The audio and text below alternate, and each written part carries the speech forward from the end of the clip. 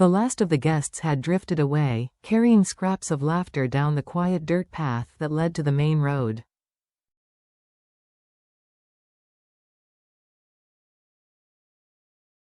The lanterns still glowed, tired but gentle, their warm halos trembling slightly under the midnight breeze.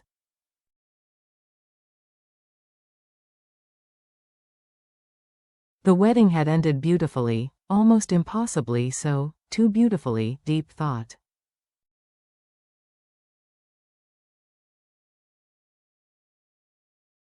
As if the night were holding something behind its back, James closed the wooden gate behind the final guest and leaned his forehead briefly against it, exhaling the kind of breath a man releases only after carrying joy and fear at once.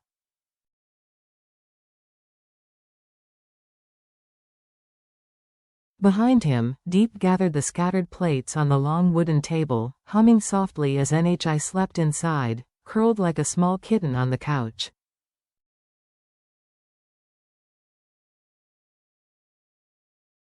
For the first time in years, the house felt whole, full, complete, but the night was not done.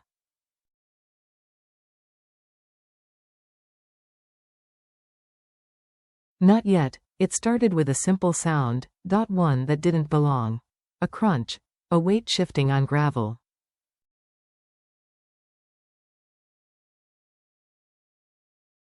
Too slow to be an animal. Too deliberate to be the wind. James straightened. The lantern beside the gate flickered once, then steadied.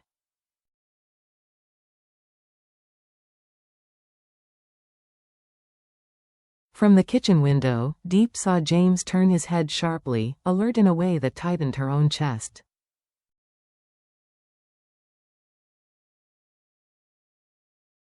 She stepped out of the house quietly. James, he raised a hand gently, stay behind me.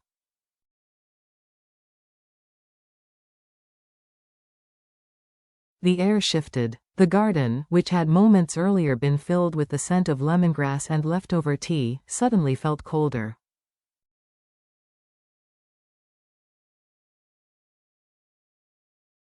Another sound. A metallic clink. Like something hitting the side of the fence. Maybe it's the wind, Deep whispered.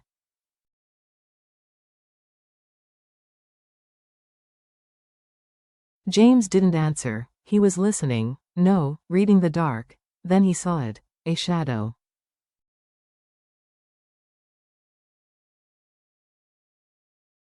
Just beyond the grapefruit tree, tall. Still. Watching. At first, James's mind told him it was his father again.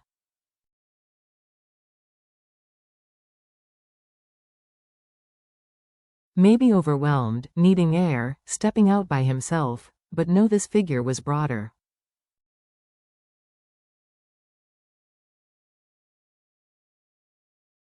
Shoulders stiff, head lowered, but not in regret, in calculation. Deep clutched James's arm.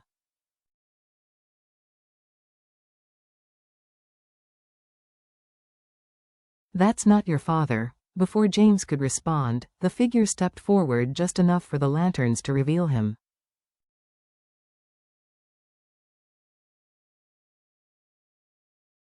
Mrs. Quynh, who was gathering leftover dishes, froze mid-movement. "Oh my God," she whispered.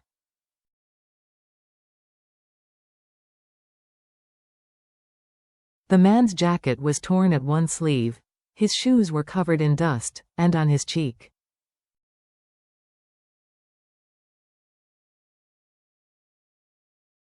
A bruise, still purple, swollen. But it was his eyes that struck James hardest, dark, worn, and clouded with something that sat between desperation and warning.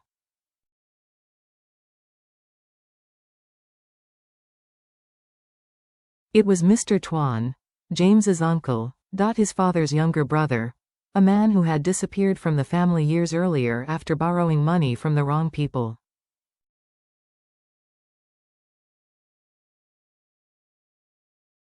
A man who never showed up anywhere unless trouble followed him like a second shadow.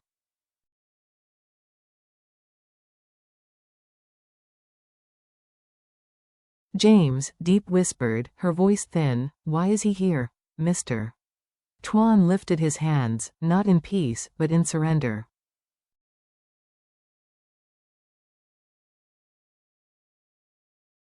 James? Deep, his voice cracked. I didn't know where else to go. James moved Deep slightly behind him.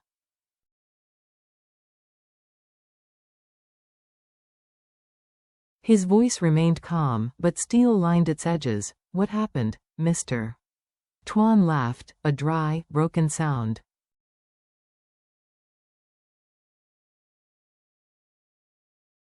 What always happens, nephew? I owe money. They want it, and they're coming. Deep's breath caught.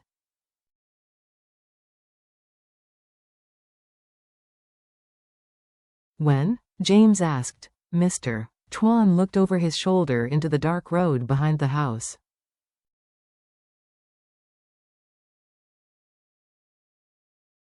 They were behind me when I left town. I managed to lose them for a bit, but his voice faltered.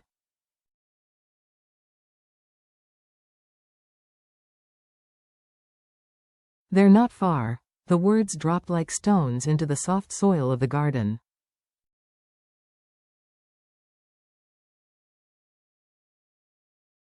Mrs. Quynh stepped closer, voice trembling. James. You need to send him away. This is your wedding night.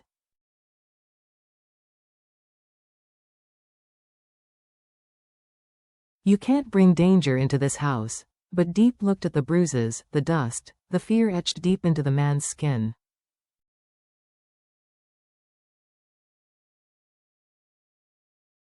She had seen that look before, on people running from things bigger than themselves.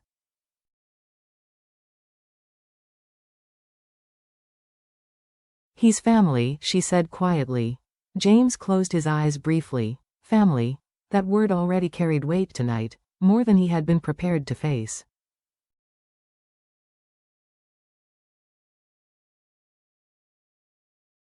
First his father, now this. But the night wasn't giving him choices, it was giving him consequences.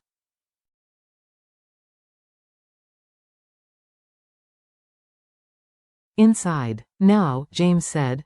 They gathered in the living room. NHI slept on the couch, oblivious to the storm knocking on their door.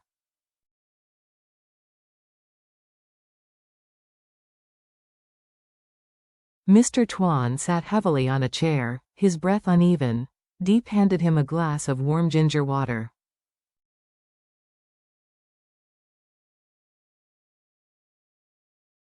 His hands shook as he took it. Who is chasing you?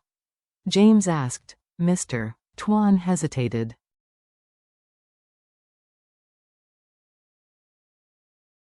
Then, a group out near the old industrial area. They call themselves the Black Gate People.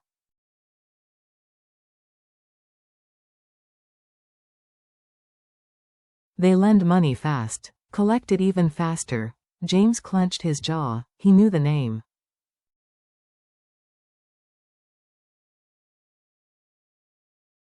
Anyone who grew up near the outskirts did. These people don't just ask nicely, he said.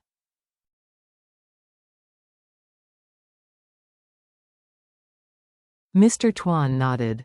They want 30 million by tomorrow morning, or they'll come looking for whatever I value.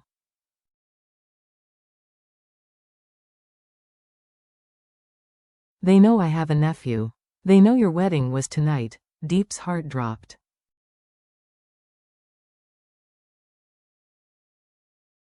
So they know this address, she said. Mr. Tuan didn't answer. He didn't need to. James stood, pacing once, twice, then stopping by the window.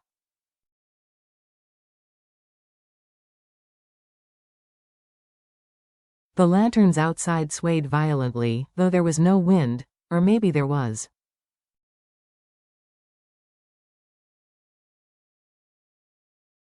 A different kind of wind. We can't stay passive, James said quietly. Deep stepped beside him.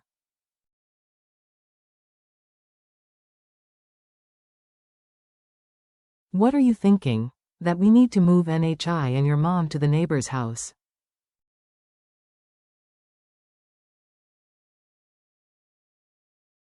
And we need to be ready if someone shows up. Deep grabbed his hand. James. It's our wedding night.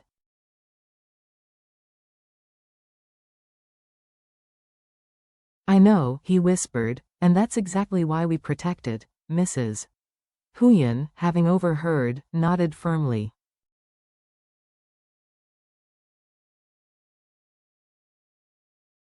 We'll wake NHI. I'll take her to the neighbor's farm. They have dogs. Gate locks.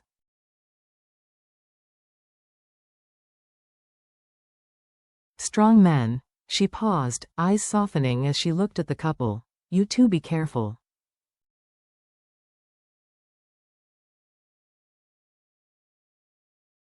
This house needs both of you. It happened just as Mrs. Quynh carried NHI past the threshold.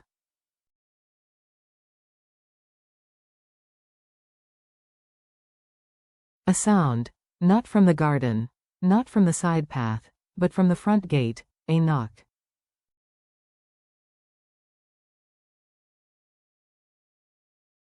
Slow. Deliberate. Too calm for a friend. Too confident for a stranger.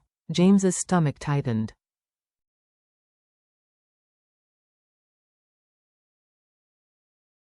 Deep's breath hitched. Mr. Tuan went pale. The knock came again. More insistent, as if the night itself were answering the fear inside the room.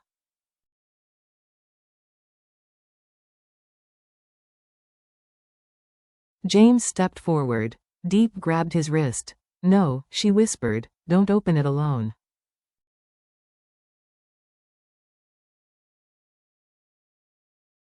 He nodded once. Then he reached for the old wooden rod, the one he used for tightening fence beams, heavy and solid.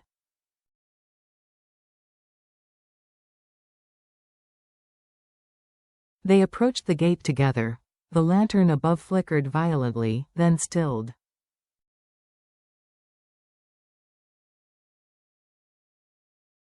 James, a voice called from the other side. Not loud, not rushed, but chillingly familiar.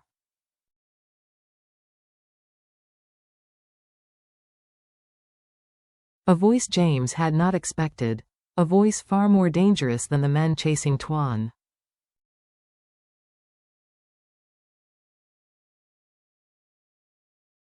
The voice of someone who knew him, who knew Deep, who wasn't supposed to be here tonight.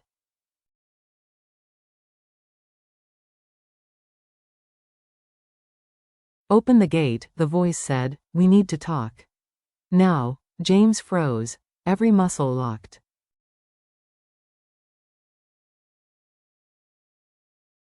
Every thought turned to ice, because he knew exactly who it was, and if that person had come tonight.